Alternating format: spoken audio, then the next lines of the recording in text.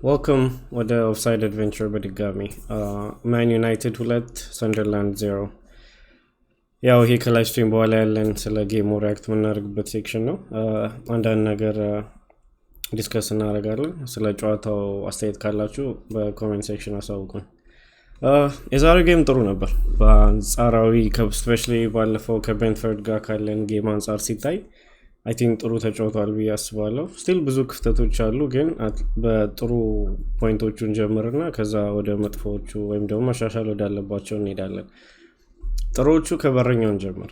አይ ቲንክ ዛሬ ብዙ የዩናይትድ ደጋፊዎች ስለ በረኛው ሃይፕ አርገው ሲያወሩ የሆነ ትልቅ ነገር ወይም በቃ ያልተሰራ ነገር አርጎ ምናምን ነገር አይደለም። አይ ቲንክ ምንድነው የሁሉም የዩናይትድ ደጋፊ ችግር የነበረው አንድ በረኛ ቤዚክ ነገር ኳስ ክሮስ ሲወጣ ወጥቶ መያዝ፣ ስህተት አለመፍጠር፣ ቀላል የሆኑ ሻቶችን ማቆም፣ ይሄ ሁሉ ነበር ላክ ያደረግነው። ኦናናና ባይንዲር እነዛን ነገር ለቲሙ አይሰጡም እና ይሄ በረኛ ገና በመጀመሪያው ሰኒ ኤለመንትስ ሰመር ትራንስፈር ዊንዶ ላይ ነው መጨረሻ ያስፈረም ነው እና የመጀመሪያ ጌሙን ነው ለዩናይትድ የተጫወተው።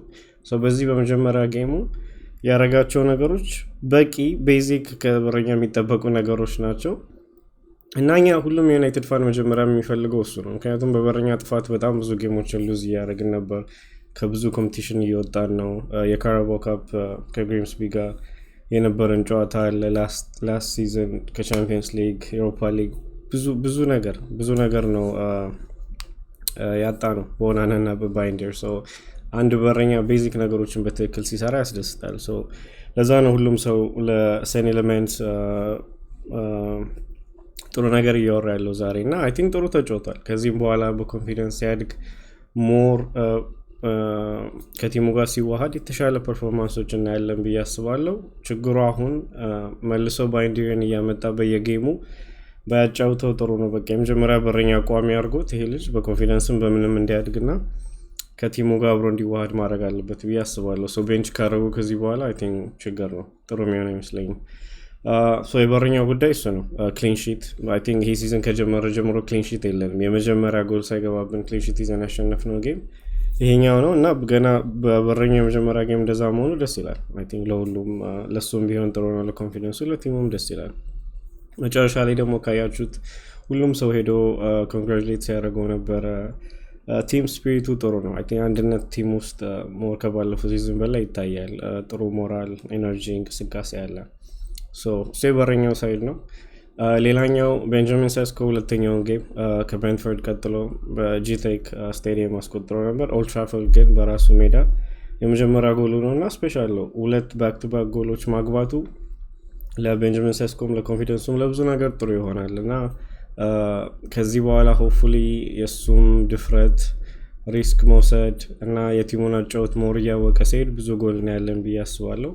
ቲሙም ደግሞ ከሱ ጋር መጫወት መልመድ አለበት። አሁን ብዙ የምናየው 6'5" የሆነ ስትራይከር እዛ ፔናልቲ ቦክስ ውስጥ እያለ ብዙ ኳስ ክሮስ የሚያደርግ ሰው የለም። አኪሬት ክሮሶች ዝም ብሎ ኳስ ወደ ፔናልቲ ቦክስ መጥቶ የሆነ ተገጫጭቶ ተስፋ ማድረግ ሳይሆን ሜዥርድ የሆነ ትክክለኛ ክሮሶች ለስትራይከር መቅረብ አለበት እና እንደዛ ብዙ አያደርጉም። አይ ቲንክ ከሁሉም ደና ክሮስ የሚያደርገው ምቡሞ ነው።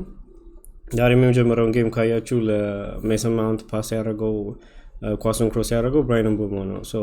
ሁሉም አማድም በተለይ ፓትሪክ ዶርጉ በዛ ሌፍት ሳይድ ላይ ብዙ ክሮሶች ያባክናል። ኳስ ይይዛል፣ ይሮጣል፣ ግን ፋይናል ሰርድ ላይ በትክክል ፓስ ማድረግ፣ በትክክል ክሮስ ሰውን ፒክ አድርጎ ክሮስ ማድረግ በጣም ይቀረዋል እና ሞር ሁሉም ኳስ ክሮስ ሲያደርጉ ሞር ጎሎች እናያለን ብዬ አስባለሁ። አኪሬት የሆኑ ፓሶች የግድ በአየርም መሆን የለበትም፣ ግን አትሊስት ሰው አይተው ሜጀርድ ሆነው ኳስ መቀባበል እና ወደዛ ጎል ደረጃ መድረስ አለባቸው። ከሱ ውጪ ሜሰን ማውንት እሱም ከጉዳት ተመልሶ ያው የተወሰኑ ሚኒቶችን ከኩኛ ጋር የተቀያየሩ እየተጫወቱ ነው። ጎል ማግባቱ ደስ ይላል። እሱም ኮንፊደንስ አይ ቲንክ ዛሬ ወደም ተጫውቷል ብዬ አስባለሁ። እሱና ሴስኮ የጎሉ ጉዳይ ሳይሆን ሊንክአፕ ፕሌያቸው ከቲሙ ጋር ያላቸው የሚያመጡት ኤነርጂ፣ ኳስ አያያዛቸው፣ ሁሉም ነገር አሪፍ ነበር። እየተመለሱ እስከ መሀል ሜዳ ድረስ ኳስ ለሞር ኦፕሽን እየፈጠሩ ፓስ ለማድረግ ከሴንተር ባኮቹ ከሚድፊልደሮቹ ኳስ እየተቀበሉ ለምቡሞና ለአማድ ፓስ እያደረጉ ጥሩ እንቅስቃሴ የነበራቸው ቲሙ ላይ እና ኢቨን ከጎሉ በላይ የሜሰን ማውንትና የቤንጃሚን ሴስኮ ኢፌክት በደንብ የታየበት ጌም ነው ብዬ አስባለሁ።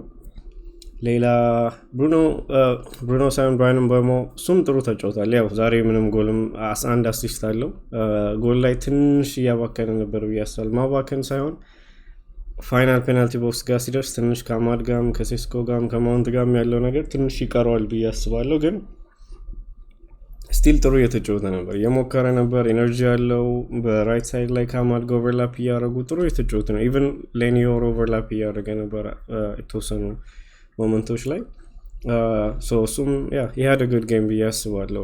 ሚድፊልድ ላይ ዛሬ ያው ዳሎ ወደ ኮምፕሌኑ እንገባለን። ግን ሌላ ጥሩ ምለው ካሰሚሮ የሃደ ጉድ ጌም። ያው የሰንደርላንድ አጫወት ኳስ ፖሴሽን ይዘው ሰውን ብሬክዳውን አድርገው ፔናልቲ ቦክስ ጋር መድረስ ሳይሆን የሰንደርላንድ አጫወት ሎንግ ቦሎች መጫወት፣ ከዛ ሴንተር ባካችን ስሎ ስለሆኑ ድሊት ጥሩ ዲፌንደር ነው ግን ፈጣን ዲፌንደር አይደለም። ስለዚህ ሁሉም ሀሳብ ምንድነው ኳስ ረጅም ፓስ ማድረግ፣ 9 ቁጥራቸው የነሱ ስትራይከር ጉልበትና ሩጫ አለው። ሰው ድንገት ኳስ ተነካክቶ እድል ካገኘውም ሳይዶ ነው እንደዚህ አይነት እድል ነው መጠቀም የሚፈልጉት እና አይ ቲንክ ካሰሚሮ ብዙ ይሄን ያህል ሚድፊልድ ላይ ኤክስፖዝድ ሆኖ በሱ ጋር ያለፉበት ሁኔታ ብዙ አላየውም ጌሙ ላይ። ሎንግ ቦሎቹንም ሰኒ ኤለመንትስ በረኛ ወጥቶ ሁለት ኳስ ክሮስ አድርጓል፣ ዳይቨርት አድርጓል እንዳይመጣ ቀድሞ ከስትራይከሩ የነሱ ሳይደርስ ቀድሞ ክሊር አውት አድርጓል 2 ኳሶች። ሌሎቹ ምንም የሚያሰጉ አይደለም ያላቸው። አይ ቲንክ 3 ኦን ታርጌት ነው፣ ሁለቱም ይህን ያህል ዊክ የሚባሉ ሻቶች ነበሩ። አንዱ ነው 7 ቁጥር ፊት ለፊት ያገኘው፣ እሱም ሰኒ ኤለመንትስ አውጥቶታል። በአጠቃላይ ሚድፊልዳችን ላይም ይህን ያህል ኮሽን የለኝም። ሴንተር ባኮቹም ጥሩ ተጫውተዋል። ድሌግ ጥሩ ተጫውቷል። ሌኒዮሮ ሞር ላይ ድረስ እየወጣ ኦቨርላፕ እያደረገ የተጫወተ ነበር። ሉክሾ ምንም አይል። ያው ሉክሾ እና ዳሎ እኔ ዩናይትድ ቲም ውስጥ መጫወት አለባቸው ብዬ አላስብም። ከዳሎ ፓትሪክ ዶርጉ ይሻላል። እሱም ተቀይሮ ገብቷል አትሰም ፖይንት ላይ ሞር ኤነርጂ መጥቷል ፓትሪክ ዶርጉ ተቀይሮ ከገባ በኋላ። ያው ሰከንድ ሃፍ ላይ ይሄን ያህል ጥሩ ባንሆንም አትሊስት በፓትሪክ ዶርጉ ሳይድ መሄዱት ኳሶች ዳሎ ከሚያመጣው ነገር የተሻለ ፕሮቫይድ እያደረገ ነበር። ሉክሾ ምንም አይልም ግን ስቲል እኔ ደስተኛ አይደለሁም በሱ ቲም ላይ። ኤደን ሄቨን አለ ሞር እያጫወተው አይደለም በዚህ ሲዝን። ኤደን ሄቨን ሜቢ ከኤክስፔሪንስ አንጻር ይሆናል ሞር ሉክሾ ብዙ ዓመት ኤክስፔሪንስ ስላለው እሱን ከበር አድርጎ ኤደን ሄቨን ቀስ እያለ እሱን ቦታ እየተካ ወደ ቲሙ ኢንተግሬት ሊያደርገውም እያሰበ ሊሆን ይችላል። ኢዘር ዌይ ሴንተር ባኮቹም ይህን ያህል ኮምፕሌን የለኝም። ዳሎ እና ሉክሾ ነው ትንሽ ጥያቄ ያለኝ እዚህ ዩናይትድ ቲም ውስጥ ጠንካራ አይደሉም ብዬ ማስበው። ሌላ ይሄ ሃየር አፕ ወጥተው የሚጫወቱት ነገር ሲቲ ላይም በጣም ኤክስፖዝ እያደረገን ነው እና እኛውን ሳይድ ትራፕ አንችልም። መጀመሪያም ሎንግ ቦል ከጀርባ ሲጫወቱ እሱን ሞር በደንብ 1 2 3 የሆነ ሁሉም ላይ ሃይ ከሄደ በኦፍሳይድ ትራፕ መተማመን ይከብዳል እና ዛሬም ትንሽ እየሞከሩ ነበር የሆነ የተወሰኑ ሰዓት ላይ ሎንግ ቦሎች እየተጫወቱ።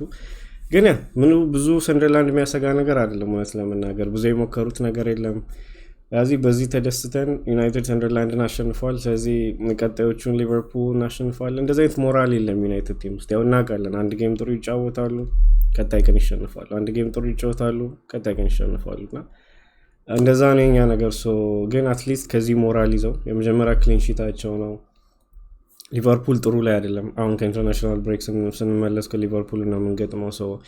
አሁን ያው በረፍቱ ሞር ትሬን አድርገው ራሳቸውን ሰብሰብ ካደረጉ እናውቃለን ስቲል ሊቨርፑል ጥሩ ቲም ናቸው። ግን ይሄ ሞመንተም ተጠቅመው ዩናይትዶች ቀጣይ ባክ ቱ ባክ የመጀመሪያ 2 ጌም ባክ ቱ ባክ አሸንፈን አናውቅም እና የመጀመሪያው ባክ ቱ ባክ ጌማችን ሊቨርፑል ላይ ቢሆን በጣም ትልቅ ነው ለኛ የሚሆነው እና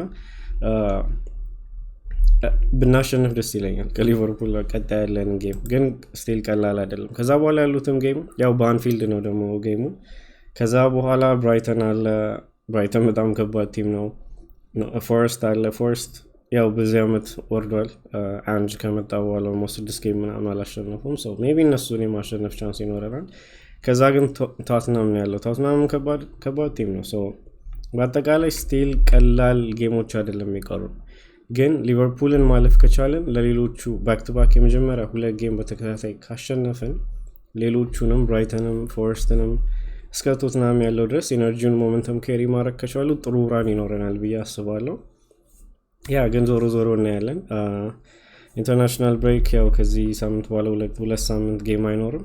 ይሄ ሳምንት ከነገ ጌሞች በኋላ ያው ቴብሉ ትንሽ ሺፍት ማድረጉ አይቀርም፣ ግን አሁን ባለበት አርሰናል ዛሬ ስላሸነፈ ቴብሉ ላይ ሆኗል በ16 ነጥብ።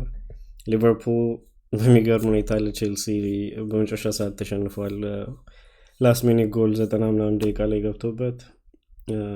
ቶትናም 14 ነው ያለው፣ ቦርንመትም 14 ነው ሴም ፖይንት ላይ። እኛ 9ኛ ነው ያለ ነው በ10 ፖይንት። ለዛ ነው የብሬንትፈርድ ጌም ያናደደኝ። የብሬንትፈርድ ጌምን ባናቃጥል ኖሮ አሁን 13 ነጥብ ነበር ምንሆነው። ያቺን ጌም ፔናልቲ ባንስት፣ ከዛ ፔናልቲውን አቻካ አርገን ደግሞ ያንን ሞመንተም ተጠቅመን አትሊስት 3 ነጥብ ይዘን ከዛ ጌም ብንወጣ ኖሮ ይህ ሁሉ መጥፎ አጀማመራችን አትሊስት አሁን ላይ ሆነን ስናየው ብዙ እንትን አይለንም። ምክንያቱም 13 ነጥብ ላይ ነው የምንሆነው። 13 ከሆንን 5ኛ ነበር የምንሆነው ዛሬ ይህን ጌም ካሸነፍን በኋላ ከሰንደርላንድ ጋር። ግን ስቲል ጥሩ ነው ማለት ጥሩ ሳይሆን ያለንበት ፖዚሽን መሻሻል የሚችልበት ሁኔታ ላይ ነው ያለነው። ከሲቲ ጋር ተመሳሳይ ፖይንት ላይ ነው ያለነው፣ ግን እነሱ በጎል ዲፍረንስ 8ኛ እኛ 9ኛ ነን። ፕሪሚየር ሊግ ያው ኤቭሪ ዊክ ሺፍት ያደርጋል። ስቲል በአሁኑ መተማመንም አያስፈልግም። ቀጣይ በሊቨርፑል ከተሸነፍን ብዙ ቲሞች ያልፉናል። 12 13 ወደ ታች መውረዳችን አይቀርም። ቀጣዩ ጌም ከሊቨርፑል ጋር ያለን በጣም ክሩሻል ጌም ነው የሚሆነው። ግን አትሊስት ኢንተርናሽናል ብሬኩን አሸንፈን ያው ደስ በሚል ኤነርጂ ይህን 2 ሳምንት ጌም መጠበቃችን ጥሩ ነው። ብንሸነፍ ኖሮ ያው በማየው ስሜት ነው ኢንተርናሽናል ብሬክ የምንወጣውና የኔ ሪያክሽን ጌሙ ላይ ይሄ ነበር። የእናንተንም ማሳወቀኝ ኮሜንት ላይ ሚስ ያረኩት ነገር ካለ፣ ጌሙ ላይ ክፍተት ያያችሁት ወይም ሞር መደነቅ ያለበት የተሻሻለ ነገር ካለ አሳውቁን። ነገ ስትሪም አይኖረንም። ያው ደና ጌም ያለ አይመስለኝም ዛሬ። ደና የሚባሉት ዩናይትድ ከሰንደርላንድ፣ የአርሰናል ጌም እና ቼልሲ ከሊቨርፑል ነበር። ብዙዎቹ ዛሬ ናቸው። ነገ ስትሪም አናረግም። ግን ከኢንተርናሽናል ብሬክ ስንመለስ ያው ከባድ ጌሞች አሉ። ዩናይትድ ከሊቨርፑል በሱ እንጀምራለን፣ የአርሰናልንም እናረጋለን። ግን በመሀል በ2 ሳምንት አንድ የተወሰነ ቪዲዮ መልቀቃችን አይቀርም፣ እናሳውቃቸዋለን። ላይክ እና ሰብስክራይብ ማድረግ እንዳረሱ። በቀጣይ ቪዲዮ እንገናኝ። ፒስ